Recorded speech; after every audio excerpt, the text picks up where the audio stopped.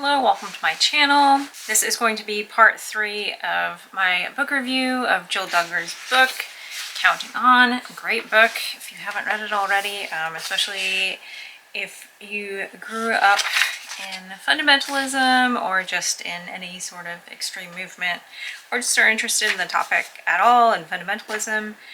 It's a great book. I know I love to read books about FLDS, which is the Fundamental Latter-day Saints, or Fundamentalist Latter-day Saints, which is the polygamous offshoot of Mormonism down in Utah and Arizona, all over the West. I love reading those books. I've read about a dozen of them, and I'm not Mormon, so I don't know anything about the religion. I just love reading those books. A little bit of background about me. I was raised in a fundamentalist church. My parents were not fundamentalists, interestingly enough. So I was kind of on the inside, but a little bit on the outside looking in, and it's been crazy seeing the Duggars rise from 2008 onward. So I'm gonna hop back into it. If you want to watch my previous reviews, part 2 and part 1, I will link them up here somewhere and then down below in the description. Actually, I don't know if I can link it. YouTube is still verifying my account, so apparently you can't post links, but I should have them clickable up here. All right, so we're on chapter 5.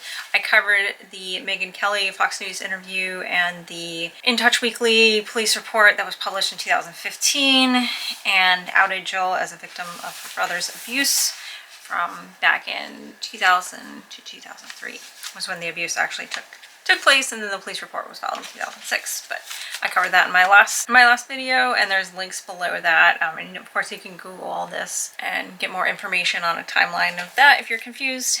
Anyway, we're on chapter 5, page 123. So it came out after the police report was released and In Touch Weekly published its awful article.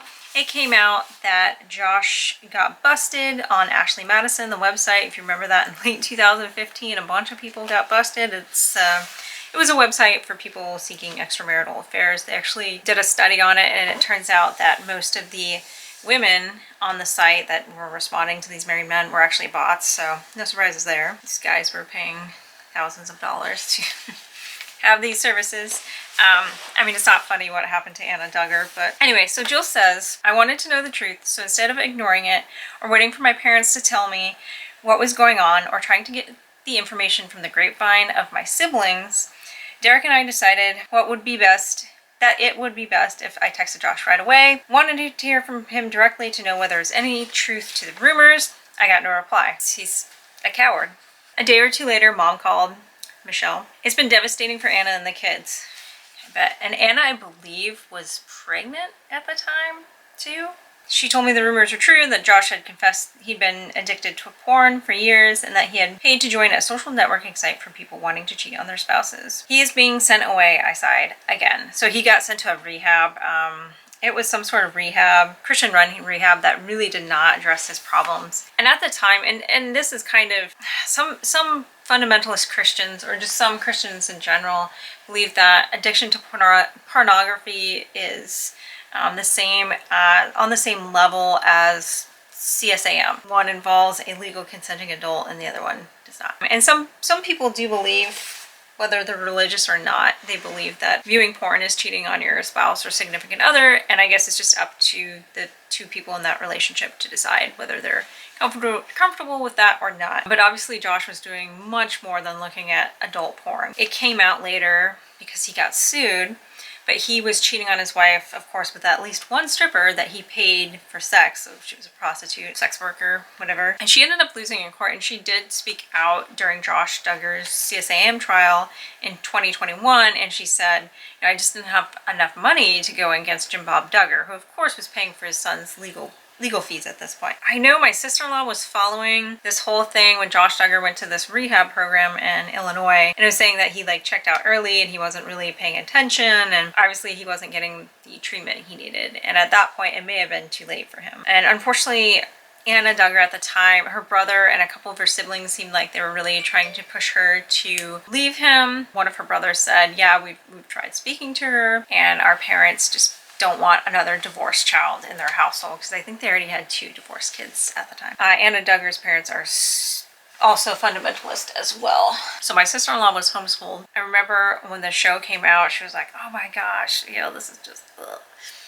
And this is just cringe. And when she learned that Anna and Josh Duggar had met at a homeschooling conference, she was like, oh my gosh, oh. Because she has gone to her share of homeschooling conferences. Okay, so on page 125, Jill talks about how her parents went to great lengths to drive Josh up to Illinois and keep him shielded from the paparazzi, which is interesting because he was 27 years old at the time. Does he really need his parents to escort him, you know? Jill says, I couldn't help but think about the lengths that Pops had gone in order to guard Josh's privacy and keep him from being publicly humiliated. She refers to Jim Bob as Pops throughout the book. And I've followed the Duggars for years, obviously, just because I knew a few families like theirs.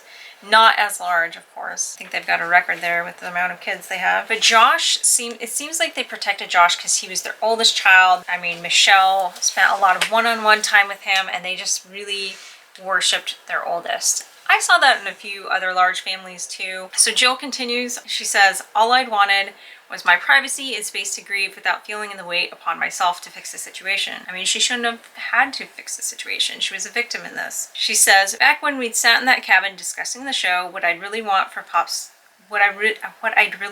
was for Pops to say, no, we're not going to put you on Fox News. I'm going to do everything I can to keep you girls out of this. We are not concerned about the future of the show anymore. Jill had offered to stand up for Josh in the Megyn Kelly interview, and she'd offered to do the Megyn Kelly interview because I think one of their the Duggar PR people wanted the parents to do an interview. And the parents were a part of that interview. They were, I can't remember if they're at the end or at the beginning of the interview. I'll have to react to the interview because it's very telling. I could not watch it at the time, and I watched it just a few years ago. There's a lot of downplaying about what went on from the parents, and it seems like the girls were really pressured. Jill says, I wanted my daddy to stand up for me in that way. I spent much of my life listening to IBLP teaching on the umbrella of protection. When I needed it the most, it failed me. It felt as though I, as a woman, was expected to do all I could to protect Pops and Josh.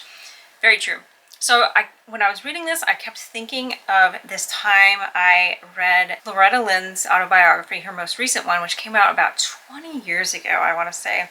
And it was very open. So she wrote one in the 70s called Coal Miner's Daughter, and of course the movie came out and everything, her autobiography. But she came out with another one in 2002 after her husband had passed, and she was very open about what had happened to her. She had been a child bride. She was 13 to 15 years old. There's some discrepancies.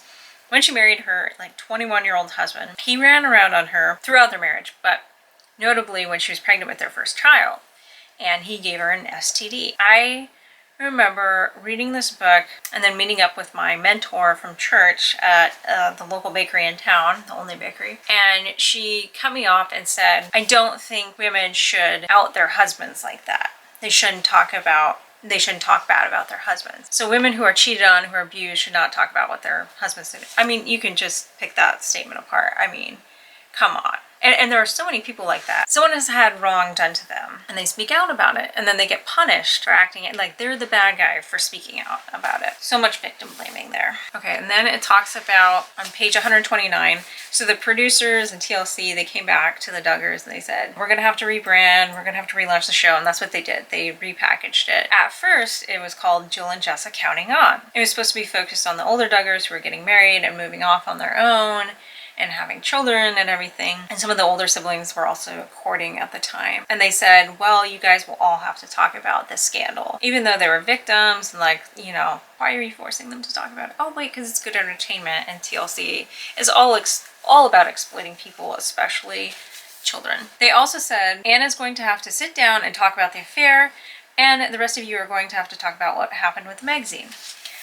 Okay, so Anna having to talk about her husband cheating on her, not just with Ashley Madison, but with the sex worker. I mean, how humiliating. She's gone through so much. Okay, so moving on to a different topic. So Jill talks about all the gang violence in El Salvador, which I remember people online saying, oh, Jill and Derrick are racist for saying how violent it is and how scary it is, because Jill was crying in an interview in the police report being released, post Josh doing the Ashley Madison stuff. Jill was talking about how scared she was in El Salvador, and I remember people ripping her and just being like, you guys are so racist, you're a bunch of white saviors, blah blah blah. But Jill talks about how there were random gunshots going off. There's gang violence in the area.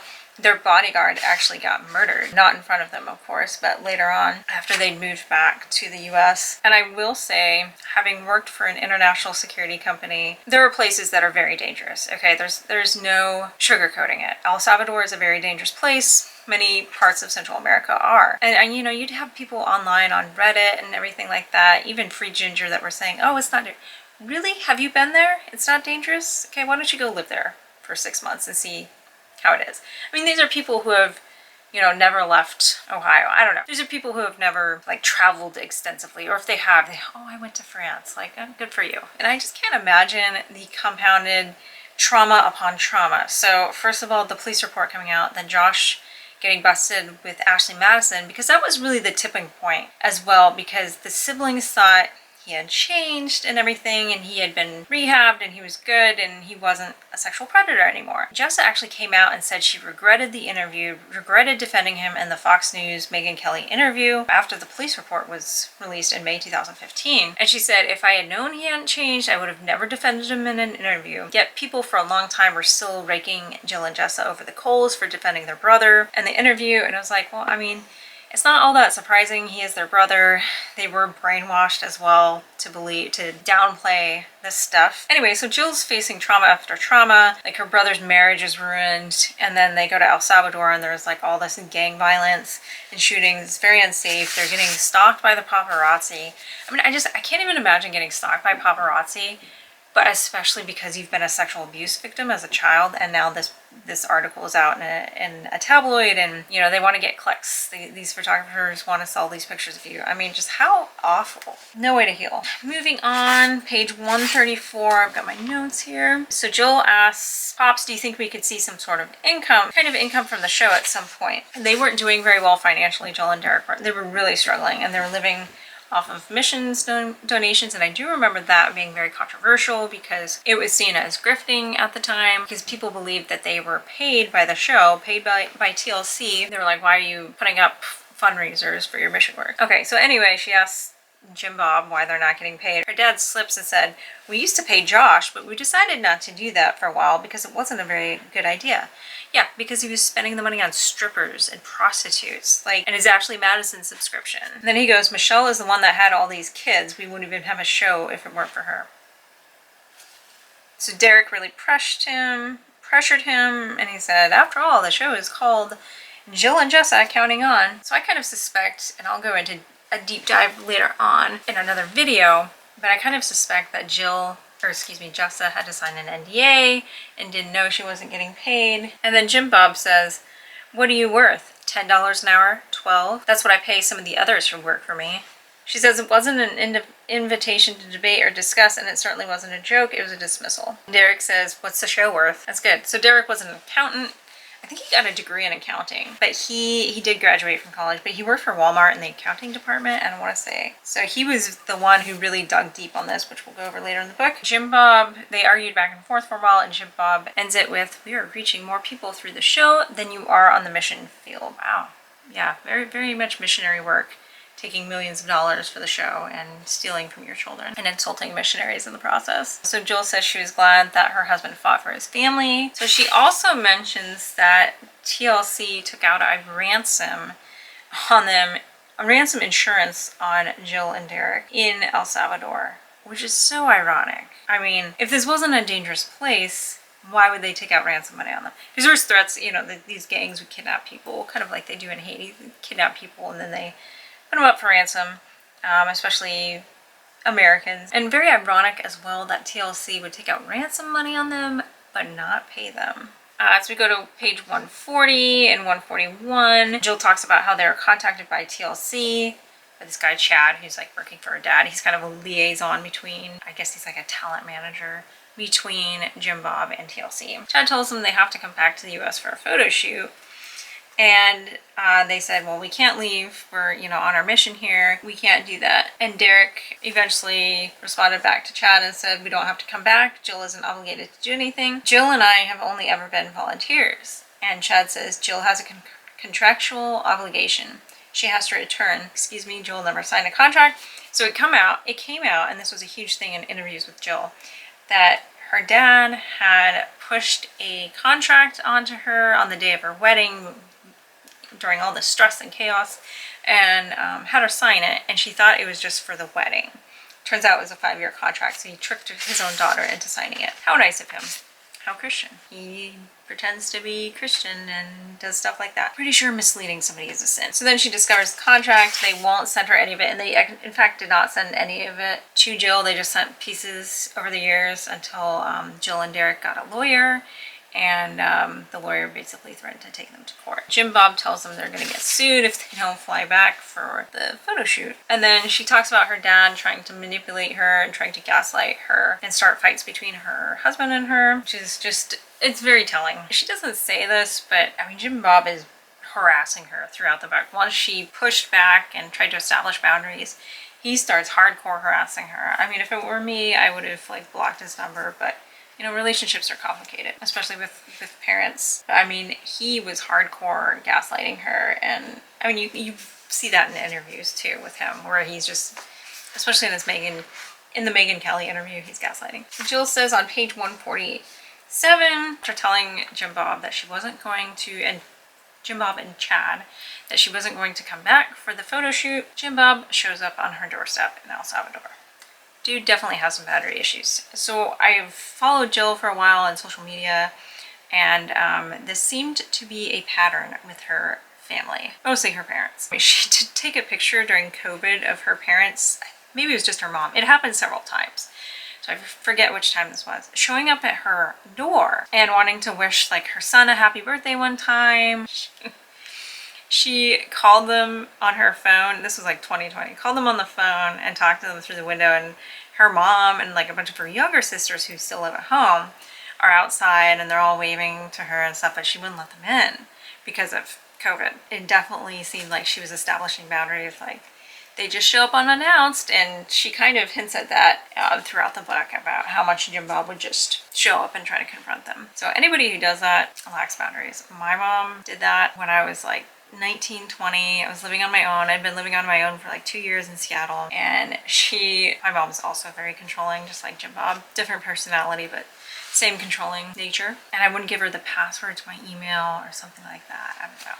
I was an adult. And so she showed up, I guess first at my apartment, and then she showed up at my work. And I was like, she also showed up. There was a girl from my hometown who also worked at an affiliate branch of Bank of America, or at our neighboring branch of Bank of America. Her mom was with my mom because they went to the same church, the fundamentalist church. And then both of our moms eventually worked at the same preschool. My ring light is blinding me. Anyway, so they did a road trip to Seattle to visit their daughters. And I don't know if the other girl knew her mom was coming. I don't know what sort of relationship they had. And I was like, yeah. I excused myself from the teller window and like went out there, and I'm like, you need to leave. You know, sometimes with people like that, like with Jim Bob, I really hope Jill and Derrick have been like, you know, you need to stay off the property. It sounds like they kind of have had to establish that you need to stay off the property and call before you come and get our permission before you come. Jim Bob actually did that to them eventually, and they talk about it in the book. They also talked about it in one of their videos in 2020. I'll link that below. I think it was a Q&A video, but they talk about how Jim Bob banished them from the property and said they can't come over when he's not there, because Michelle was obviously more sympathetic to them and would allow them to come over when Jim Bob wasn't there. Anyway, so he banished Jill and Derrick from the property for pressuring him to pay them and everything, but not Josh, sex offender son. Had him around like all his younger siblings and everything. So Jill basically stands her ground when her parents show up unannounced. Oh yeah, and Jim Bob was filming them the entire time. The amount of times he films his daughters like very creepily, I don't know, it's just, it's weird. And it just is a bit creepy. Jill says on page 147, for the first time in my life, it felt like I was standing up for myself. Because she's pushing back, establishing boundaries. We'll stop there, and next we'll cover chapter 6 on my next review. Thanks for watching. This was a bit of a longer video than I intended. I only intended it to be 10 minutes, but here we are. Check back next Friday at 8:30 Eastern Central Time, or no, Eastern Standard Time, for my next book review of her book. There's going to be quite a few book reviews.